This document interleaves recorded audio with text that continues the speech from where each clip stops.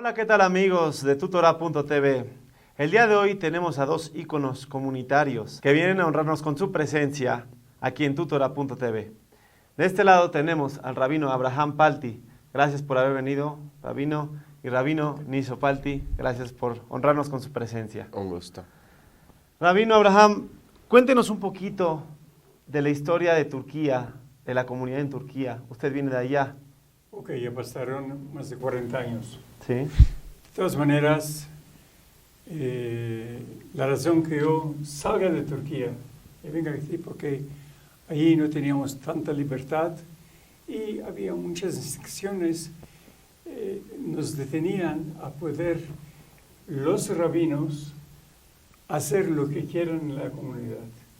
Si el Consejo Laic, se llamaba el comité central de ahí, no te autorizaba nada, no hacías nada.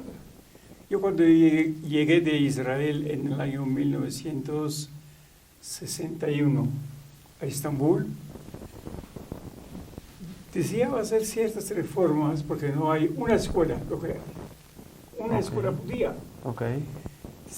Y teníamos ahí un Hasikeh Torah, entonces como Talmud Torah, que se enseñaba a los niños.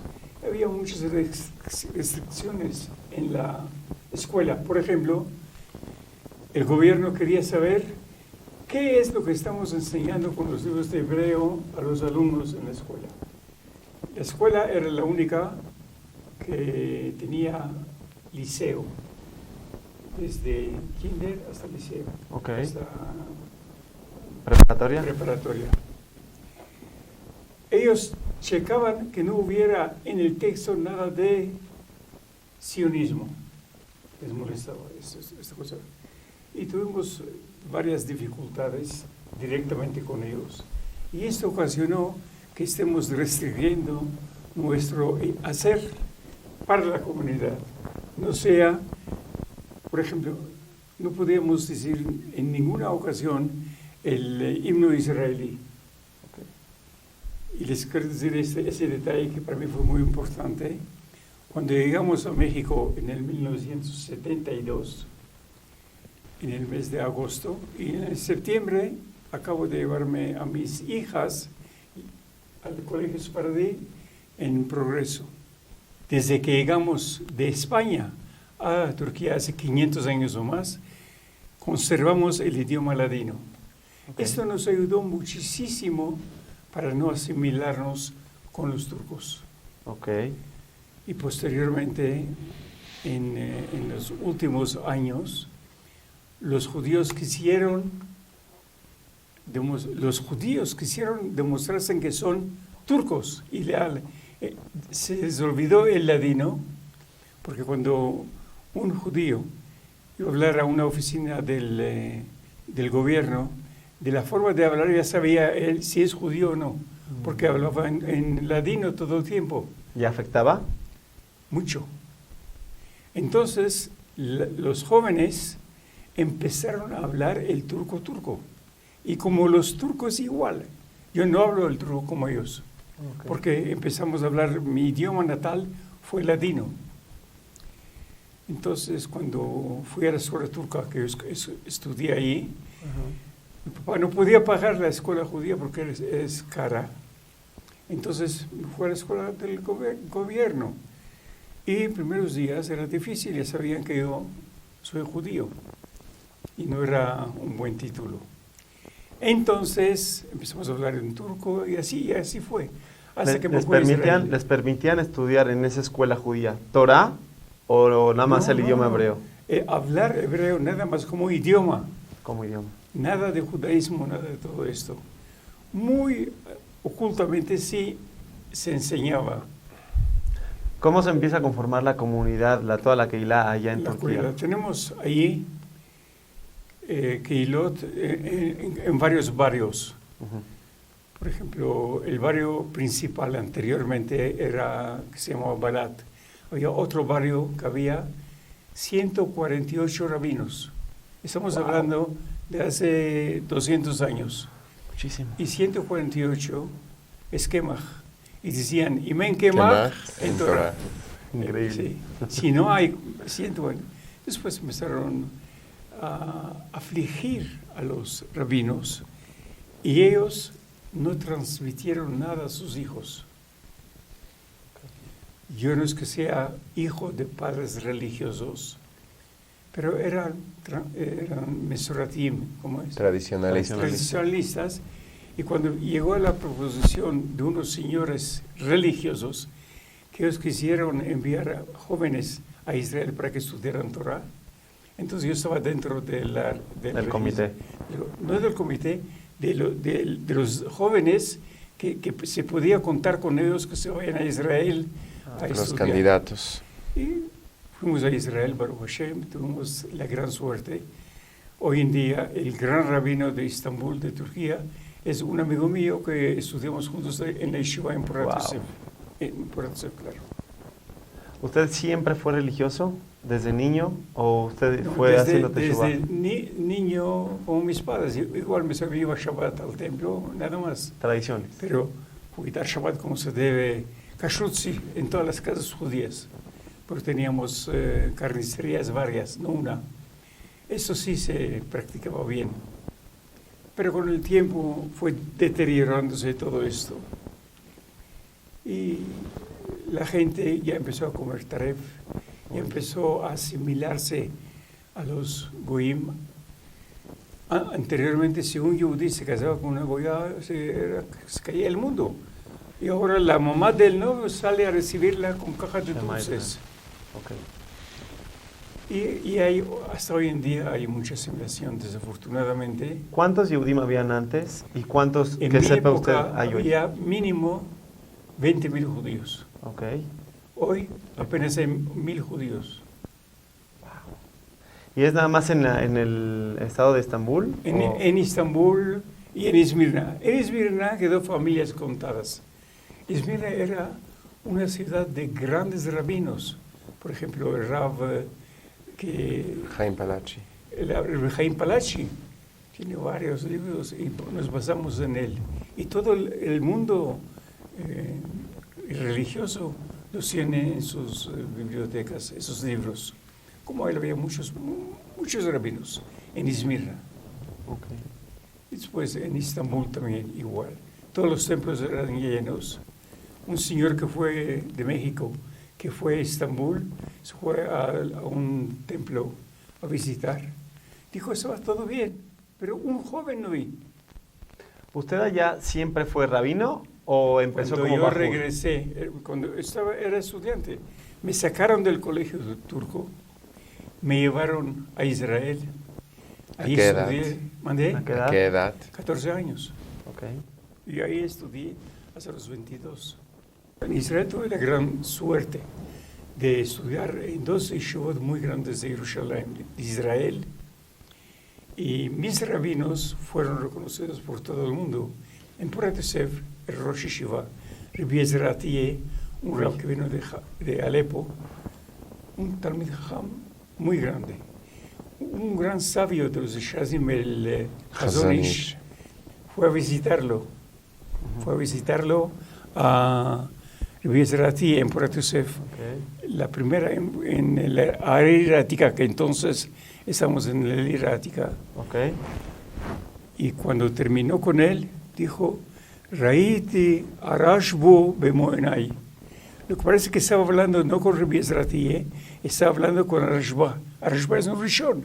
Y compararlo con Arashba es un título muy grande. Después de ahí, por medio de un rabino que estaba aquí, el Rab Badani, que tuvo una entrevista con ustedes, Pero ahí estudiaste con Jajam Ben Zion. con varios rabinos, Matzur Ben Shimon, un cabalista grande, Ham Ben Zion Abba Shaul, Ham Yosef Hades. Rab Ovadia Yosef no era el de que hacía Ham Ovadia exámenes. Yosef cada mes nos venía a examinar a nosotros. ¿Él era su maestro? Él también? él fue el que me dio el título de Rab. Okay. Pero él venía Sello. cada mes a la yeshiva a ver qué estudiamos y nos hacía un examen sobre la Guimara que estamos estudiando. Tuve mucho contacto con él, Okay. estando en Eretz Israel. Y a ver, cuéntenos un poquito. ¿Está usted allá en Turquía y de repente lo llaman a venir a México o usted escoge venir a México? ¿Cómo es ese trance? Yo estoy en Estambul y uno de los días viernes en la noche, toca la puerta. No me fue aquel día porque tenía gripa al Bet Knesset. Increíble. Le dijeron en el Bet Knesset, Rabino Palti está en su casa. No en su casa, en tal lugar. Como es cerca, vino. Soy de México. Se me fue el nombre hace muchos años. Entonces dijo, quiero invitarte a México. ¿A dónde? Le dije. No tenía idea que... No tenía idea. Ok. México, en donde salen con pistolas en las, en las Ok. películas. Entonces me comentó todo lo de México. Y la verdad, lo primero que a mí me interesaba era la libertad de religión en este país. Ok. Que la gente camina con kippah, que no hay ningún inconveniente. Y efectivamente yo lo vi esto aquí, que dan mucho lugar, más si uno es rabino, aquí en la parte gubernamental de México. Iba cada año a la gobernación para demostrar que estoy aquí en México durante 5 años. Y después me dieron la nacionalidad mexicana. Y listo. Y con mucho cómodo, hasta me recuerdo perfectamente bien, en aquel día que me invitaron para recibir el pasaporte, había 1,600 personas y a mí me sentaron en el auditorio. En el podio. O sea, hasta adelante. Arriba, Sí, arriba. En el estrado. Donde estaba sentado el presidente del país, Wow. Fox.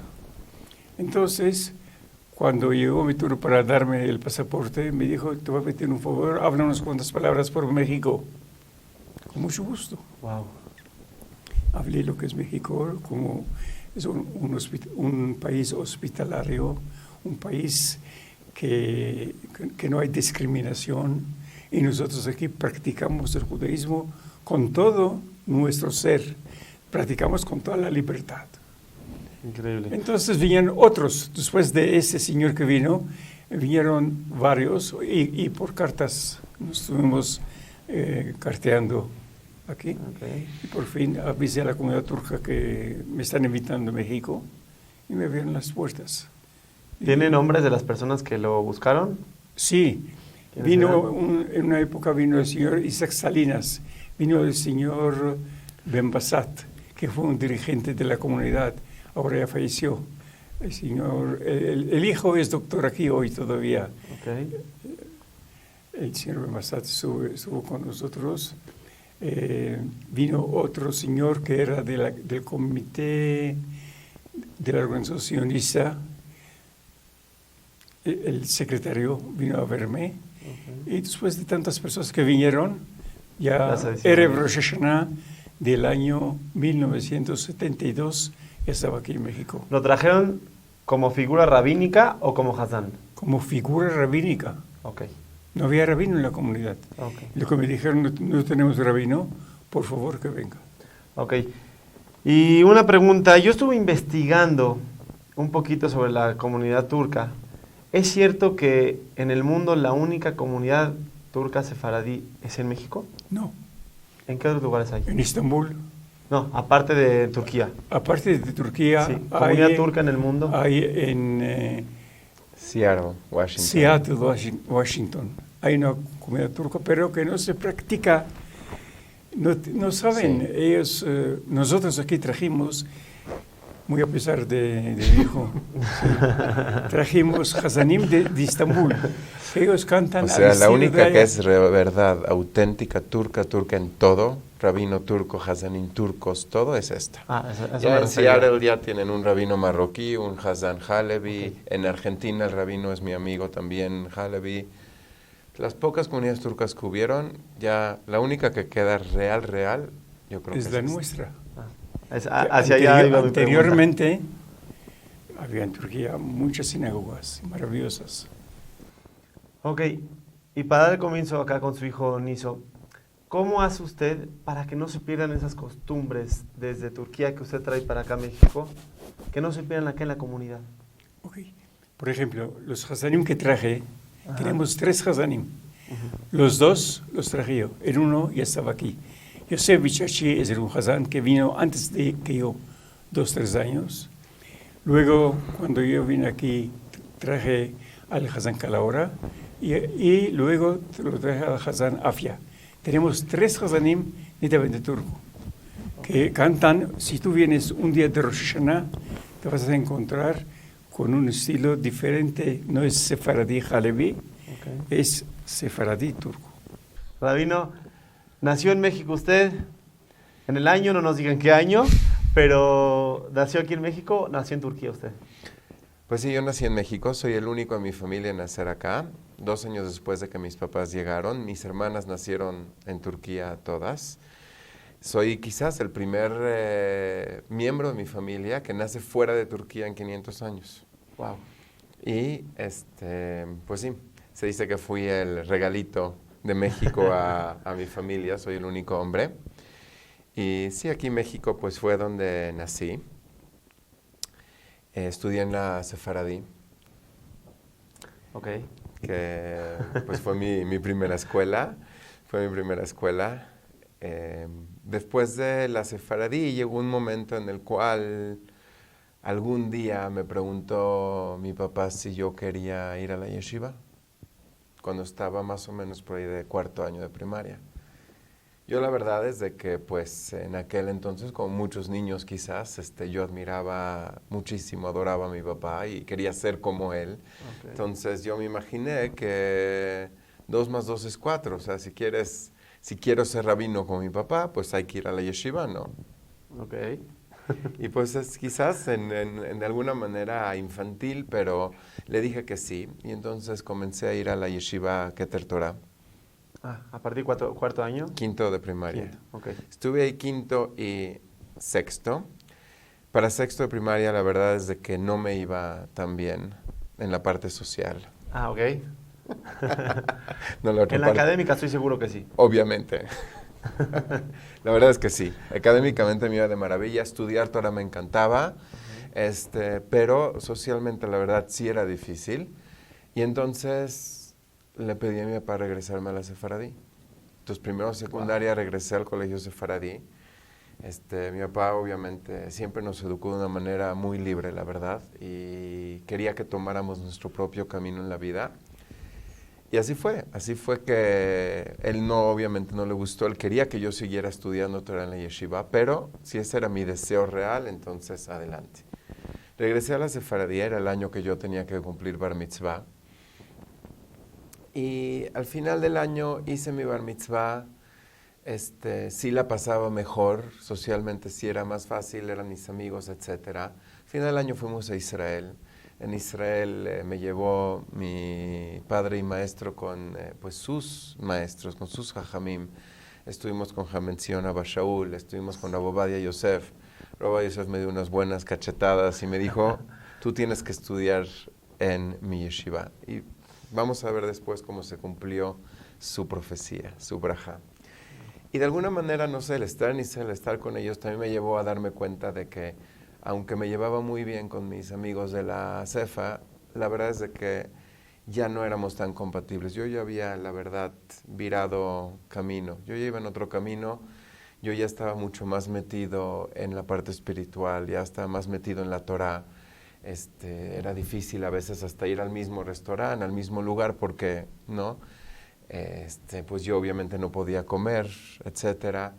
Y todo esto me llevó a decidir que aunque no la pasaba tan bien, pero mi lugar estaba en la yeshiva. Así que decidí regresar a la yeshiva Keter Torah, 2º y 3º de secundaria. Y la verdad es de que sí estudié muy bien, definitivamente la yeshiva me ayudó muchísimo. Al poco tiempo me subieron al shiur de Jajam Shabot, con quien tuve la suerte de estudiar 1 año y cuarto más o menos. Y bueno, seguí estudiando Torah. Socialmente la verdad es que nunca me encontré, pero espiritualmente, académicamente, definitivamente sí estudié mucho. Aprendí a estudiar Gemara, aprendí a estudiar Torah como se debe. Hacia el final de la secundaria, de nuevo mi papá se acerca conmigo y me preguntó si yo quería ir a una yeshiva fuera de México, a Ner Israel en Baltimore. Que es donde estudiaba el hijo de un muy buen amigo de mi papá, del señor Herschel Filler, Moishe Filler. Estudiaba ahí, entonces mi papá ya había escuchado, ya la conocía, y me preguntó si yo quería ir para allá. Y pues Pues la verdad es de que como yo no estaba 100% contento en México, entonces dije, va. Okay. Y no era fácil, yo no hablaba una palabra de inglés. Me no speak no Es English. lo que iba a preguntar. Entonces ahí aprendió a hablar inglés. Ahí aprendí a hablar inglés. Entonces no culpe a los que no sabemos. Trataré de evitar las culpabilidades o les enseño mejor. Okay. Pero entonces llegué a la yeshiva, no fue tampoco nada fácil. Mis papás, yo venía de un viaje en Israel con el Bnei Akiva y que pues sí la pasé muy bien. Me subí solito al avión por primera vez desde Israel hasta Nueva York. Mis papás me recogieron en Nueva York, me llevaron a Baltimore. Y fue difícil. Al poco tiempo en Baltimore ellos, un día creo que estuvieron conmigo, se tuvieron que regresar a Nueva York. Yo me quedé ahí solo. Es una yeshiva muy grande, es un campus de 70 hectáreas. Obviamente todo en inglés. Yo no tenía idea de lo que estaba pasando. Y entonces quizás esta es una pequeña anécdota que vale la pena compartir. Por favor. Ya sabes a cuál me refiero. Yo el segundo día, la verdad, estaba desesperado, llorando todo el tiempo. Yo era un niño pequeño, tenía apenas 15 cumplidos y era quizás aún más inmaduro. Entonces, por fin, buscando a mis papás en Nueva York, por fin los encuentro. Los encuentro y mi mamá contesta el teléfono. Niso, ¿cómo estás? Tratando de sonar animada. Y yo, bien. No aguanté ni siquiera una palabra alegre. La verdad es que sí estaba mal. Y me puse a llorar. Mi mamá obviamente se desesperó y me dice, bueno, ya, no te preocupes, vamos por ti, nos regresamos a México, todo está bien. Mi papá estaba ahí, afortunadamente, le dices, un segundito, pásame el teléfono.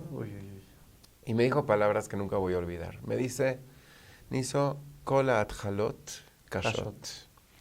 Eventualmente yo sabría que es un Rashi en Parashat Yitro, que al momento de recibir la Torah, que era muy difícil para Am Israel recibir finalmente de una vez 613 mitzvot, a Kadosh Baruj Hu les dijo lo mismo, Kol Atjalot Kashot.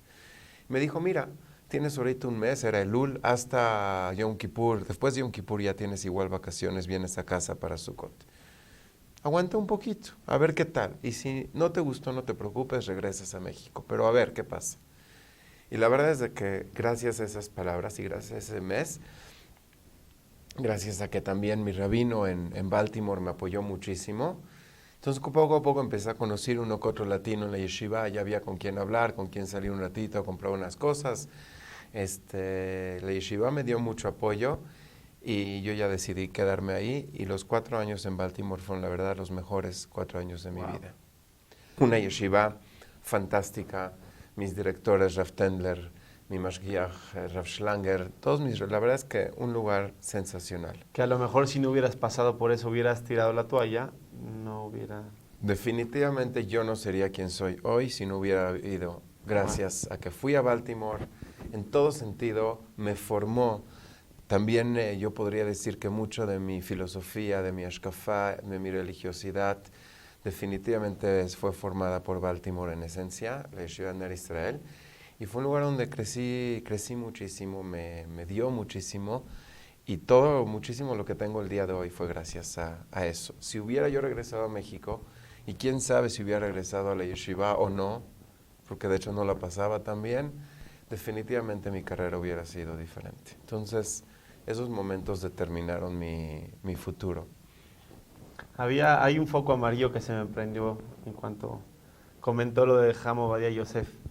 ¿Cuál fue esa verajá? Yo creo que a todo el foro nos interesa saber cuál fue esa verajá y por qué se cumplió. Sí, su verajá fue que yo llegara a estudiar en su yeshiva. Obviamente, su yeshiva en algún momento terminaría siendo la yeshiva de sus hijos. Todos sabemos que Rav Ovadia nunca tuvo una yeshiva propia. Su hijo Itzhak, que es hoy en día el Rishon LeZion, tiene yeshivat Hazon Ovadia. Y su hijo David abrió un kolel muy importante llamado Yehavedat. Y como son las cosas, yo seguí finalmente, regresé a la yeshiva, terminé estudiando Torah, terminé quedándome. En algún momento acabé en Yeshivat Kol Torah también 5 años, la yeshiva de Rav Shlomo Zalman Auerbach en Israel. Y algún ¿De día, qué edad? de los 19 a los 24, okay, estuve en Kol Torah. Y algún día de esos, ya hacia el final de mi periodo en Kol Torah, de repente estuvo Rav David Yosef en México. Y mi papá empezó a platicar con él de que quería de que yo me pusiera ya a estudiar para mi smijá como Rav, etcétera. Y así fue que de alguna manera quedaron de acuerdo y yo pasé a estudiar en el Colegio Havedat, donde estudié desde los 24 ¿Siempre años. fue su sueño ser rabino o fue su sueño nada más ser un tipo religioso que cuida Torah mitzvot? Pero, porque me imagino que veía toda la carga de trabajo que tenía su papá. Entonces, ¿era su idea, era su sueño ser rabino, no era su sueño? ¿O quería subir al rabinato para ayudarlo? O... Te voy a decir, yo definitivamente quería ser un buen judío. Y en mi casa yo nunca escuché las palabras quiero que seas rabino, nunca. Okay. Sí, me decía siempre mi papá que no seas mediocre. Eso sí, me decía, si vas a ser un barrendero, ok, pero el mejor barrendero. Mediocridad es Mi algo abuelito tenía ese dicho. que en mi casa se rechazaba rotundamente. Lo último que mi papá quería ver es que yo finalmente no utilizara mi potencial, no lo sacara a la luz y no fuera alguien que buscara el hacer lo máximo posible. De pequeño, pues sí quería ser yo como mi papá, rabino, muy pequeño. Más adelante quizás tomó tiempo en formarse la idea de qué de verdad quería yo hacer. Hasta hubo una época en la cual llegamos a tener pláticas, discusiones sobre si yo sí iba a la universidad o no. Llegué a considerar derecho, llegué a considerar psicología, varias cosas. Y finalmente me di cuenta que mi pasión en la vida, no sé si le llamaría ser rabino, pero es enseñar Torah. Okay. More. Sí, si ese es el título que quieres dar, poder enseñar Torah en todos los niveles. Enseñar Torah a la gente que quizás nunca la ha conocido en su vida, que es mucho de lo que me dedico hoy en día. Quizás enseñar más, quizás como rabino también. Cuando tú vas siempre a una shiva, cuando vas finalmente a algún evento con la gente, también lo que estás haciendo últimamente es enseñarle a la gente Torah, demostrarles cómo es el camino del judaísmo.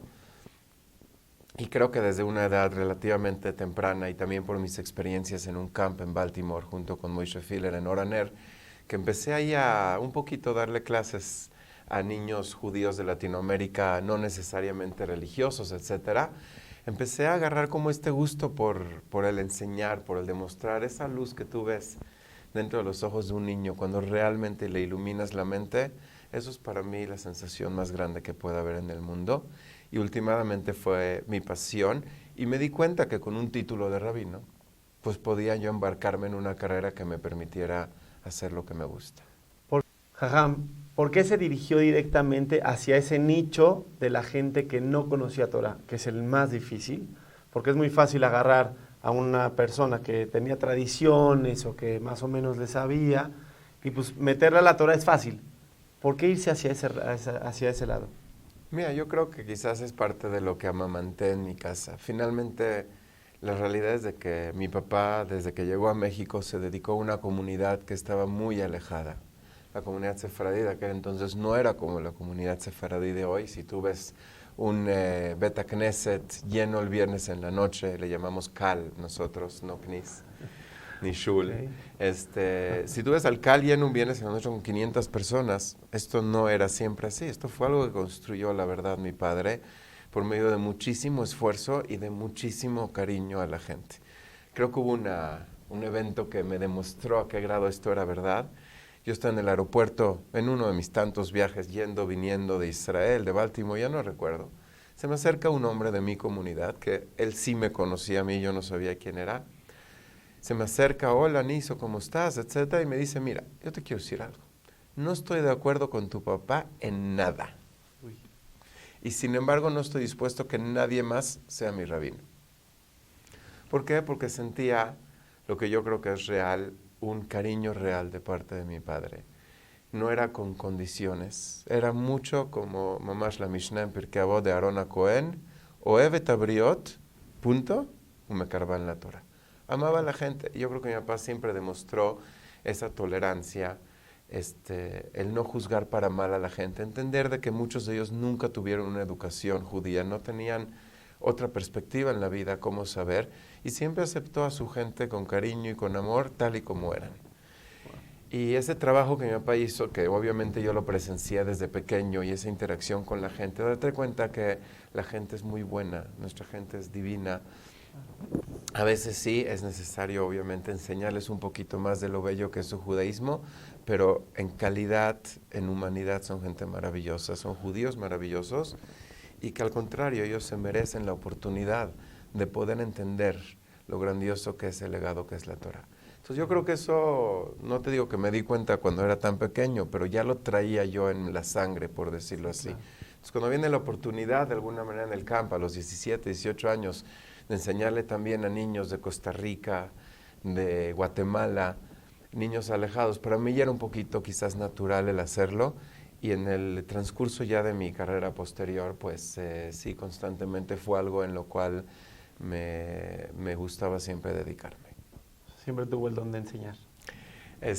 Sí, fíjate que creo que el Todopoderoso, en su enorme benevolencia, me ha dado la capacidad de poder enseñar. Me daba cuenta que funcionaban mis shiurim, mis clases, y qué maravilloso, es algo nada más por lo cual estar agradecido. Y de nuevo, también creo que mucho viene de uno escucha, ¿no? El escuchar a mi padre toda la vida. Claro. Desde pequeño, cómo hablaba, cómo se dirigía a la gente, pues obviamente todo esto yo creo que sí te queda. Entonces yo tuve una escuela maravillosa. A ver, Rabino, a ver si es como me lo imagino. Yo me lo imagino como un muchacho hiperactivo, travieso. Si le pregunto un poquito cómo era el niño Niso Travieso. hasta su juventud. En una palabra. Ah, ¿sí la atiné? Claro. O sea, sí era un Sí, hombre travieso. Como todos los niños. Y yo quise que no sea un niño tímido. Lo contrario. Entonces me equivoqué. Su manera de decir desastre. Ok. A ver, yo quiero preguntarte algo. Sabemos que en México usted organiza muchos shabbatones, viajes, que a Israel o que a Nueva York, diferentes tipos de viajes. ¿Qué lo motiva a hacer ese tipo de viajes? ¿Por qué hacerlos? Mira, quizás eso nos lleva también a por qué llego a México. Yo después de estudiar casi 8 años en el Kollel Yehavedat, me logro tener mi smijá de Rav y de Dayan de Rav Ovadia Yosef. Rav David Yosef, su hijo, junto con su padre me dan la smijá, y entonces yo ya estoy listo, la verdad, para salir al mundo. Y vienen de la comunidad sefaradí a ver, sí, a buscarme. Y de hecho, y esto es muy interesante, ellos no necesariamente están buscando otro rabino, porque de hecho ya tenían un rabino fantástico, pero lo que sí estaban buscando es alguien que se dedicara a educación judía, alguien que se dedicara a los jóvenes, a poder conectarlos. Todos, en todas las comunidades a veces sufrimos de estas edades perdidas también, que llega el niño al bar mitzvah y no lo vuelves a ver hasta la boda. Y obviamente en nuestro caso, pues habían pocos jóvenes que estaban involucrados, y era necesario alguien más. Mi papá, siendo rabino único de toda la comunidad, está muy ocupado con la parte rabínica y había muy poco tiempo para poderse dedicar a los jóvenes y a la enseñanza y todo esto. Entonces, de alguna manera, yo creo que me buscan en primera instancia como un complemento para la labor de mi papá. Y así fue que llegué. A mí me quedaba anillo al dedo, como te digo, de que igual era mi pasión, era lo que yo buscaba. Y obviamente, mi primera búsqueda cuando estoy buscando una comunidad alrededor del mundo donde ir, mi primera opción es mi comunidad. También dentro de mí, gracias a mis padres, había esta sensación de responsabilidad hacia los tuyos, hacia tu lugar, hacia tu gente, no simplemente ir a buscar en otros lados porque sí, sino cuando hay la oportunidad de hacer algo por la comunidad en la cual naciste, eso es algo primario, es lo que debes de hacer. Y entonces yo llego aquí y me empiezo a dedicar, y todos sabemos de que Israel es Israel, y no hay nada como Israel para conectar a un judío con su judaísmo. Entonces fue de lo primero que hicimos. Admito que el que me enseñó el camino en estos viajes fue Rav Raziel Pilatovsky.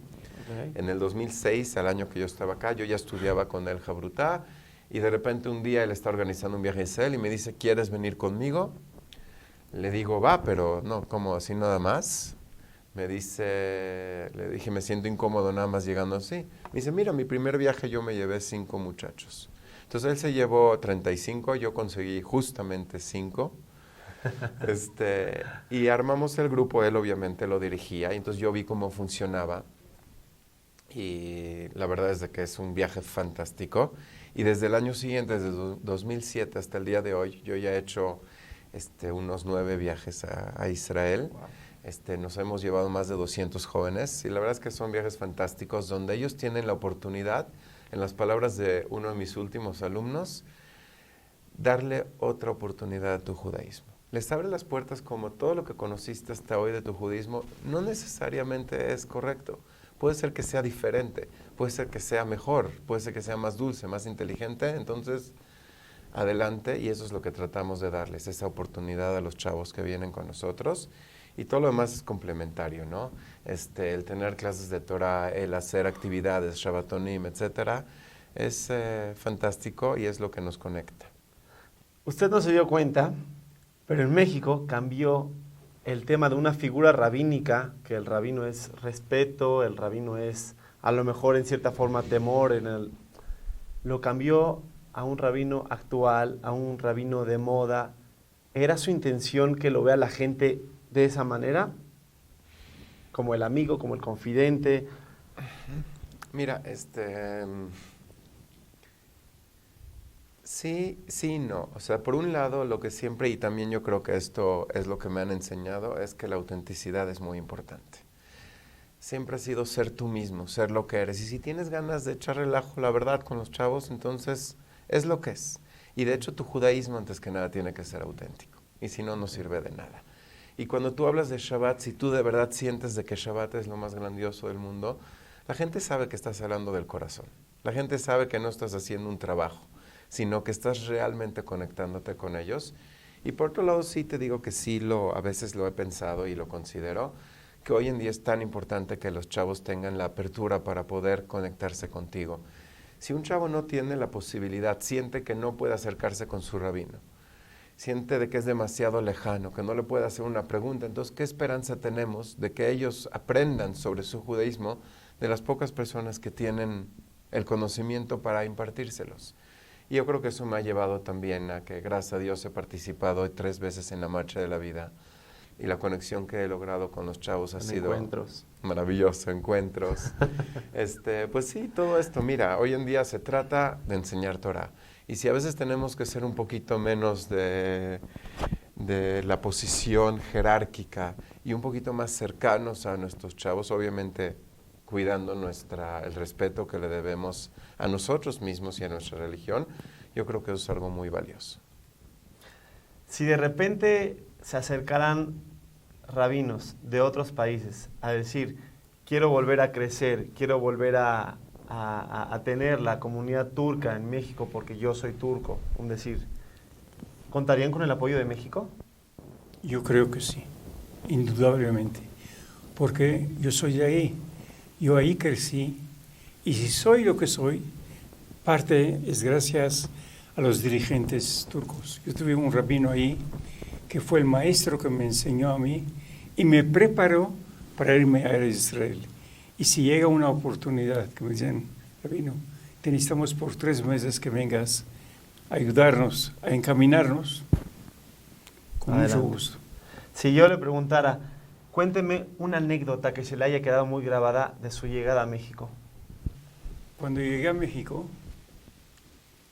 la noche que llegué, después de 24 horas de viaje de Estambul aquí,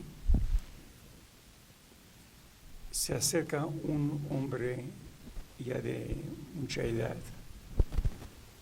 Me dice, rabino, Shalom, yo soy de Hebrón. Y empezó a hablarme en hebreo. Esto me animó.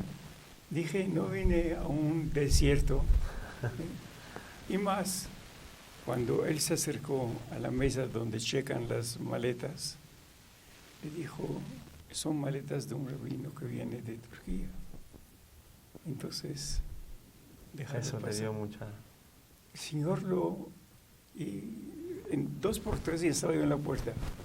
Saliendo, veo un grupo entero de señoras del Bikur Jolim que vinieron a recibirme.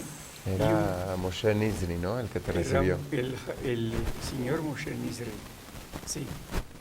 Y luego, ese grupo de señoras, eran las señoras que trabajaban en el Bikur Jolim, vinieron a darme la bienvenida. Wow.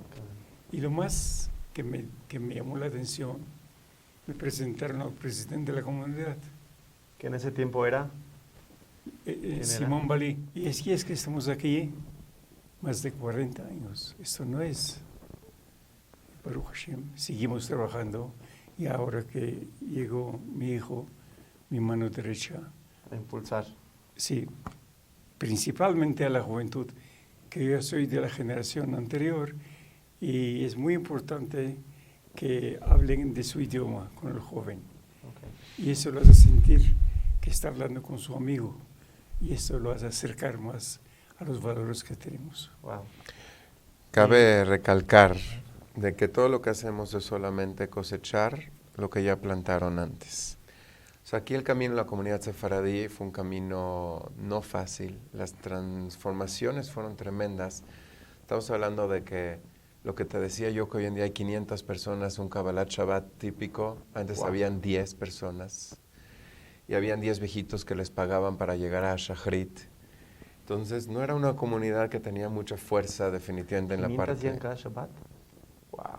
Y la gente viene con un gusto tremendo y es un Kabbalat Shabbat maravilloso. Todos sabemos de que cuando mis papás llegaron no había mejitzá, había micrófono, había órgano. Era una comunidad realmente que le hacía falta mucha tradición, le hacía falta muchos valores judíos.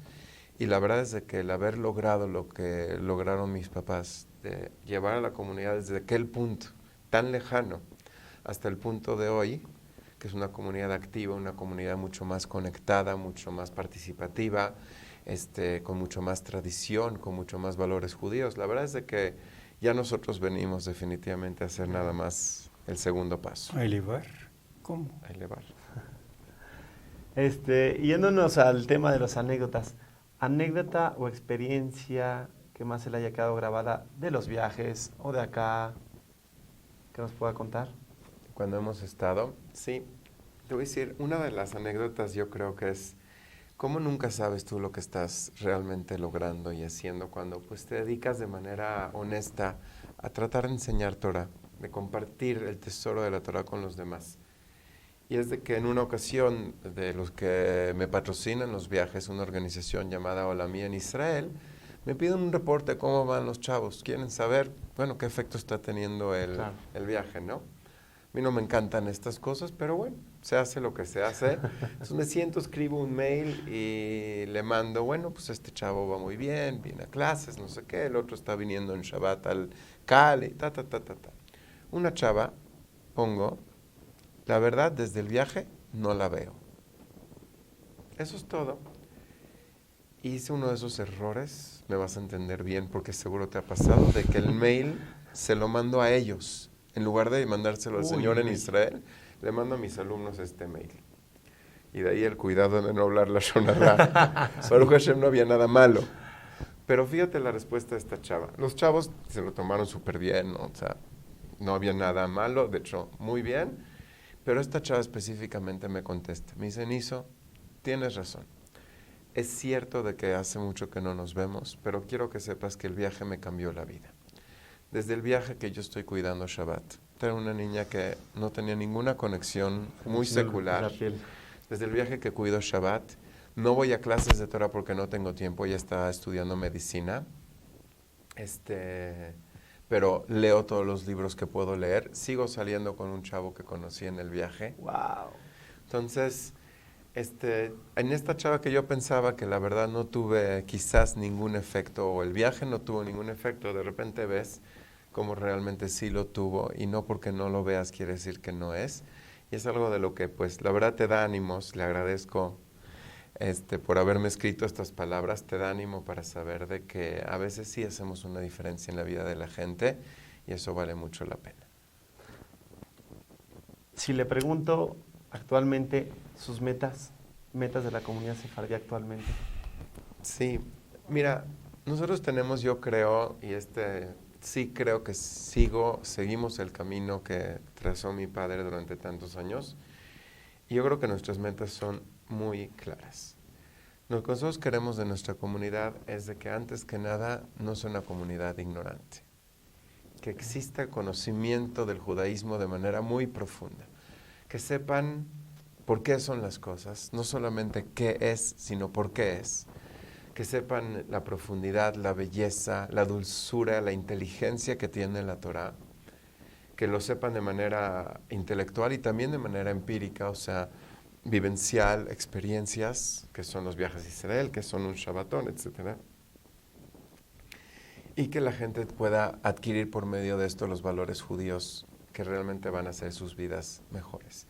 Yo creo que una comunidad de gente con conocimientos reales, si ya alguien decide, lo conozco perfectamente bien y, bueno, no es para mí, bueno, pues así es y lo podemos respetar. Pero mientras no tienen idea de lo bello que son las cosas, de lo increíble que es el realmente vivir tu judaísmo plenamente al máximo, entonces ahí sí es una tragedia que lo suelten, que lo dejen o que se asimilen sin tenerlo. Entonces, el enseñar Torah en todos los sentidos, de todas las maneras, y el que realmente llegue a todos los rincones de nuestra comunidad, una Torah bella, inteligente, abierta, y el que la gente por medio de la Torah pueda hacer sus vidas mejores, eso es maravilloso. Yo siempre he dicho, y lo sigo creyendo, si enseñamos Torah, y esta persona quizás no empezó a comer kasher, pero se hizo un mejor hijo, un mejor esposo, un mejor padre, nosotros ya hicimos lo nuestro, servidos.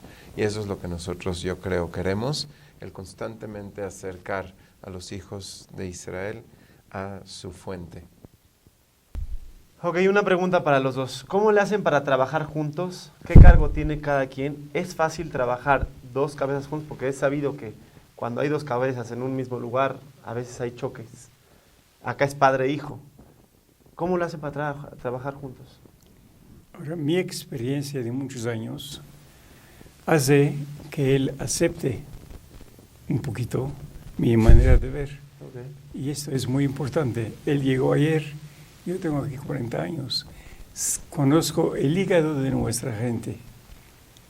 Tuvimos una pequeña discusión, pero con todo respeto, con toda hermosura, que esto es como dos piedras calzadas. Tallando. Hay una piedra, una palabra para esas piedras, y sale la luz. Y la discusión nuestra en eso queda. Es para sacar luz. No queda, yo le gané a él. Esto es... Sí, mira, es algo que aprendimos yo creo en la yeshiva. La gente cuando me ve discutir con mi papá podrá ser de una Gemara en Baba Batra o de una partecita en el Mesilat Yesharim o una pregunta en la Parashá, la gente se asusta. Los que no están acostumbrados a ver a dos Benet Torah, dos Jajamim discutiendo, dicen, oye, ¿qué onda? Okay. O sea, porque obviamente discutimos como se debe de discutir, como nos enseñaron en la yeshiva. Entonces discutimos fuerte, cada quien argumenta, cada quien comprueba, pero como dice la Gemara, et baev besufa, siempre me lo dice también mi padre. Al final, al principio se hacen como enemigos el uno al otro, dos jajamim que pelean, y al final son mejores amigos. Entonces nosotros, la verdad es que sí me queda claro, como dice el rabino, de que dónde está la jerarquía y quién es el rabino en nuestra comunidad. Siempre tiene que haber una última palabra y podemos a veces platicar sobre diferentes temas, tener diferencias en la estrategia o en la forma o en la manera. Gracias a su educación, somos gente que piensa diferente, pero al final del día creo que queda muy claro cómo tienen que ser las cosas. El punto es muy importante. Yo estuve en un bedín en Estambul, que los rabinos se peleaban, se discutían. Ahí era la cosa, yo lo vencí. ¿Viste lo que dijo? El ego. En nosotros no hay esa cosa. No hay quién va a vencer, quién va a vencer a otro. Lo contrario, queremos, la idea de quién es más factible y la idea de quién va a ayudar más al futuro de esa comunidad, ella es la correcta. Okay. Entonces, no es importante si él lo dijo o si yo lo digo. Yeah. Y eso es el secreto. Y bueno, la verdad es de que ya se nos está acabando el tiempo, porque si no me queda con ustedes 1 hora y media, 2 horas más platicando, porque es interesantísimo conocer a la gente acá de nuestras comunidades, a los rabinos de nuestras comunidades, que Borolam les mande mucha verajá y atzlajá en todo lo que hagan. Amén, amén, amén. Y quiero decirles que aquí ya tienen en tutorah.tv, tienen su casa, cuando ustedes quieran venir, esperemos verlos en más conferencias juntos, y no sé si tienen algo más que decir ustedes. Besat Hashem, yo creo que este es un gran proyecto, el de Torah TV. Y la esperanza es que, creo que de la misma manera que yo quiero que haya mucha Torah en nuestra comunidad, lo mismo es Tu Torah TV, un gran medio para que todo el mundo pueda estudiar Torah. Así que, adelante, éntrenle con todo, aprovechen de la oportunidad de escuchar a tanta gente que habla tan bonito y ojalá, que se llene todo el mundo del conocimiento de Dios. Yo siempre tengo una pregunta. A ver. ¿Cómo les nació esta idea?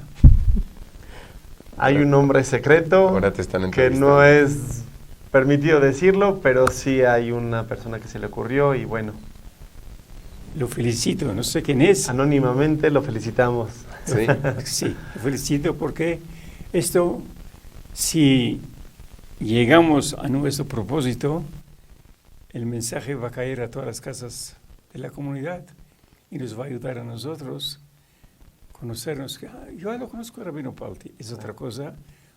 Ni sé quién es otra cosa. Claro. A través de esta cosa van a conocernos a nosotros y se van a acercar con más confianza. Lo que hoy en día, antes yo estaba en mi oficina cuando llegué, a ¿Quién ver, lo conoce? sí. Y hoy, todos los días tengo gente esperando. Increíble, gracias a Dios. Entonces, y eso lo queremos. Nosotros somos parte de la comunidad y la comunidad se entrega a nosotros.